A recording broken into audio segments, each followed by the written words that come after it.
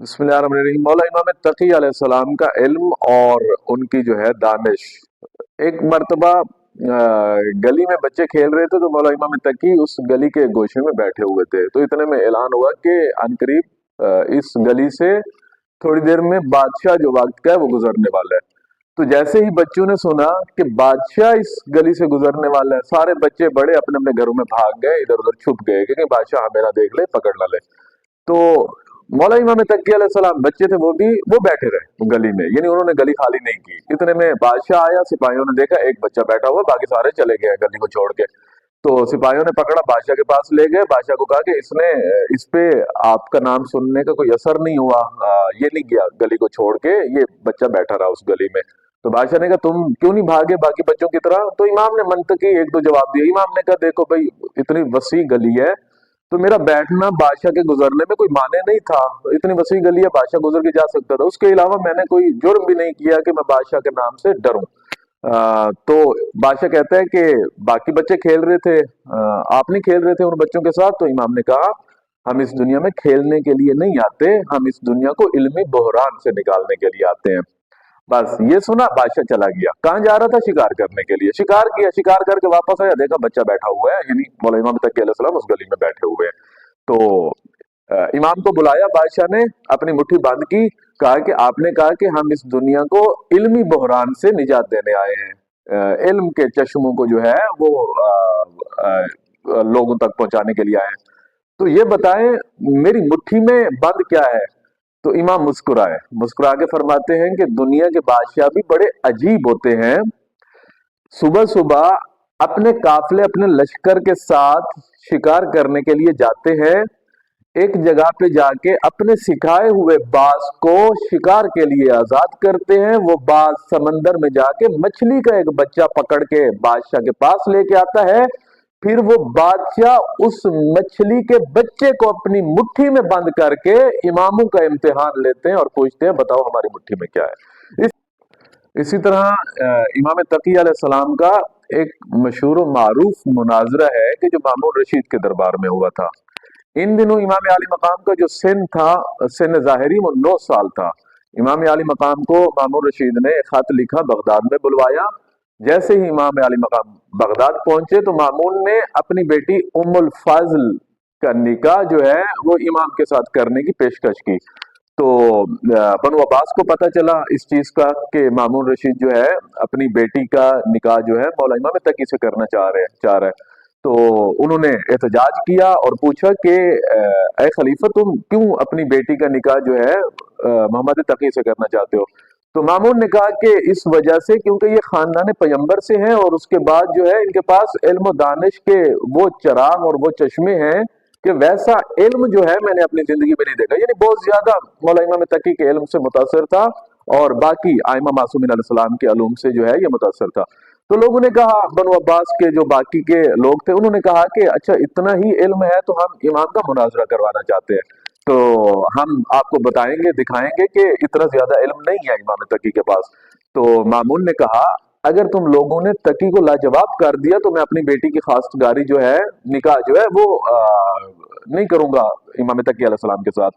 تو انہوں نے اس وقت کا ایک قاضی تھا بہت بڑا جس کا نام تھا یحییٰ بن اقسم، اور اتنا بڑا قاضی تھا کہ اس کے علم کے جو ہے وہ ڈنکے بجتے تھے بغداد میں، روم میں، اس کے شاگردان پھیلے ہوئے تھے، اور اس کے علم کی اتنی زیادہ شہرت تھی کہ لوگ متاثر تھے اس کے علم سے۔ تو بنو عباس نے خط لکھا یحییٰ بن اقسم کو اور ایک وقت معین پہ مامون کے دربار میں بلایا اور کہا کہ تمہارا مناظرہ ہے، اس وقت اس تاریخ کو تم نے آنا ہے۔ تو اب وقت رکھا گیا، ڈیٹ معین کی گئی، اس وقت کو جو ہے اس دن لوگوں کا ہجوم جمع غفیر جو ہے وہ اکٹھا ہو گیا مامون رشید کے دربار میں، دربار بھرا ہوا، گلیاں چھتیں بھری ہوئی کہ آج دیکھیں گے مناظرہ ہوگا۔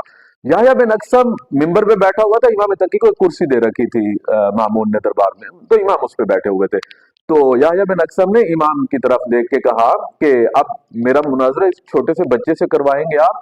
تو مامون نے کہا کہ مناظرہ کر کے دیکھ لو، تمہاری غلط فہمی دور ہو جائے گی، کیونکہ یہ بچے نہیں ہوتے، ان کے پاس بچے بھی ہوں تو علم جو ہے وہ بہت زیادہ ہوتا ہے۔ تو یحییٰ نے امام سے مخاطب ہو کے کہا کہ اے تقی، میں جو ہے آپ سے پہلا سوال کروں یا آپ کریں گے؟ تو امام تقی علیہ السلام نے کہا ہم چاہے میدان جنگ میں ہو یا میدان مناظرہ میں ہو یا میدان علم میں ہو، تو ہم میدان جنگ میں بھی دشمن پہ پہلا وار نہیں کرتے، میدان مناظرہ میں بھی دشمن پہ پہلا سوال نہیں کرتے، کیونکہ اگر ہم میدان جنگ میں دشمن پہ پہلا وار کر دیں تو دشمن تلوار اٹھانے کے قابل نہیں رہتا، اسی طرح میدان علم میں اگر ہم پہلا سوال کر دیں تو دشمن سوال کرنے کے قابل نہیں رہتا، بہتر یہ ہے کہ تم سوال کرو۔ تو یحییٰ بن اکثر نے اپنی طرف سے ایک سوال سوچ رکھا تھا، اس کو پتا تھا کہ اس نے سوچا تھا کہ نماز روزے کے تو ہر روز جو ہے وہ مسائل پڑھنے والے اور سیکھنے والے ہوتے ہیں، تو اس نے ایک حج کے حوالے سے جو ہے ایک سوال سوچ رکھا تھا۔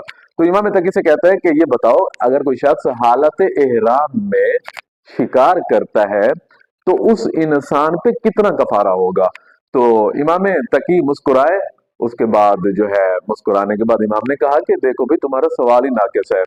تو یہ کہتے ہیں کس طرح ناقص ہے؟ امام نے کہا تم نے یہ تو مشخص نہیں کیا کہ تم نے صرف اتنا سوال پوچھا ہے کہ حالت احرام میں کوئی بندہ اگر شکار کرے تو کتنا کفارہ ہے، تم نے یہ تو بتایا نہیں کہ شکار کرنے والا جو ہے وہ اس نے جو احرام باندھا ہوا تھا وہ حج کا باندھا ہوا تھا یا عمرے کا باندھا ہوا تھا۔ امام نے کہا اگر تم نے یہ بھی واضح کر دیا تب بھی تمہارا سوال ناقص ہے۔ اس نے کہا وہ کیسے؟ امام نے کہا پھر بھی تم نے یہ نہیں بتایا کہ شکار کرنے والے نے حرم کی حدود کے اندر شکار کیا یا حدود سے باہر شکار کیا۔ امام فرماتے ہیں اگر تم نے یہ بھی بتا دیا اور واضح کر دیا پھر بھی تمہارا سوال ناقص ہے۔ اس نے کہا وہ کیسے؟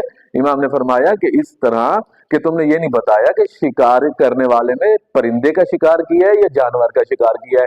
اگر تم نے یہ بھی مشخص کر دیا، واضح کر دیا، پھر بھی سوال ناقص، تم نے پھر بھی یہ چیز نہیں بتائی کہ اس نے بڑے پرندے یا جانور کا شکار کیا ہے یا چھوٹے پرندے یا جانور کا شکار کیا۔ اگر یہ بھی تم نے بتا دیا اور واضح کر دیا پھر بھی تمہارا سوال ناقص ہے۔ شکار کرنے والا جو ہے کسی کا غلام تھا یا آزاد تھا؟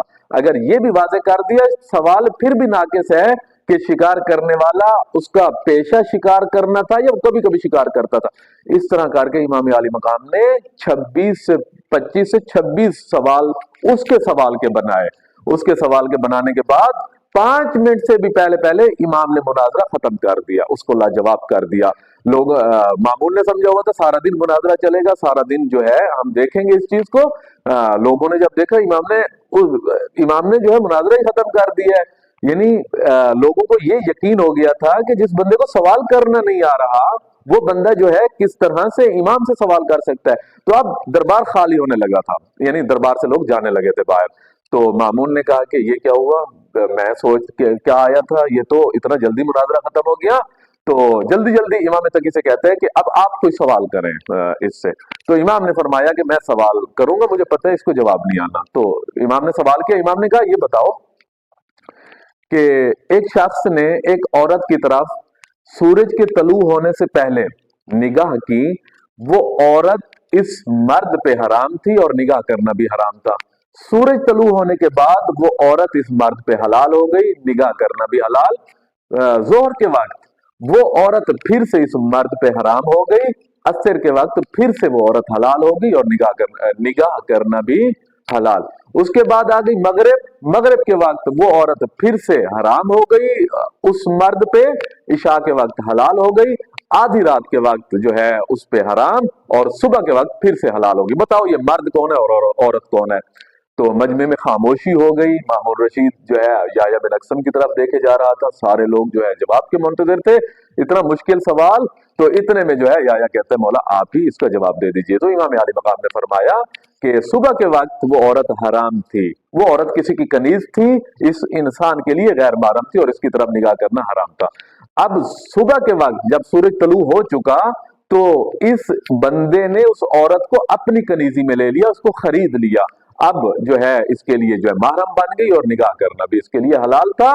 اب ظہر کے وقت نگاہ کرنا پھر سے حرام ہو رہا ہے کیونکہ اس نے اپنی کنیزی سے اس عورت کو آزاد کر دیا تھا، پھر سے غیر محرم اور نگاہ کرنا جو ہے حرام ہو گیا اس کے لیے۔ عصر کے وقت پھر سے حلال ہو رہی ہے کیونکہ اس بندے نے پھر سے اس کے ساتھ نکاح کر لیا۔ مغرب کے وقت حرام ہو رہی ہے اس وجہ سے کیونکہ اس بندے نے زہار کیا تھا اس عورت کے ساتھ۔ عشاء کے وقت حلال ہو رہی ہے کیونکہ یہ بندہ جو ہے کفارہ دے رہا ہے اپنے زہار کرنے کا۔ वक्त नहीं है मैं ज़िहार की जो है वो तशरीह करता। आधी रात के वक्त हराम हो रही है वो औरत, क्यों? क्योंकि इसने तलाक रजी दी थी। सुबह के वक्त फिर से हलाल हो रही है क्योंकि इसने रजू कर लिया था। तो सारा दरबार जो है वो आशश करने लगा, आसंत आसंत कहने लगा, इमाम तकी अलैहिस्सलाम के इल्म का कायल होने लगा। याह्या बिन अक्सम अपने मिंबर से उठ के आया, इमाम तकी अलैहिस्सलाम के कभी हाथ चूमता है, कभी पेशानी पे बोसा देता है, और वो कहता है कि अगर आज आपसे मुनाजरा ना होता तो मैंने जो आप पे सवाल किया है मैं इससे भी जाहिल होके मरता, जो आपने मुझ पे सवाल किया है मैं इससे भी जाहिल होके इस दुनिया से रुखसत होता।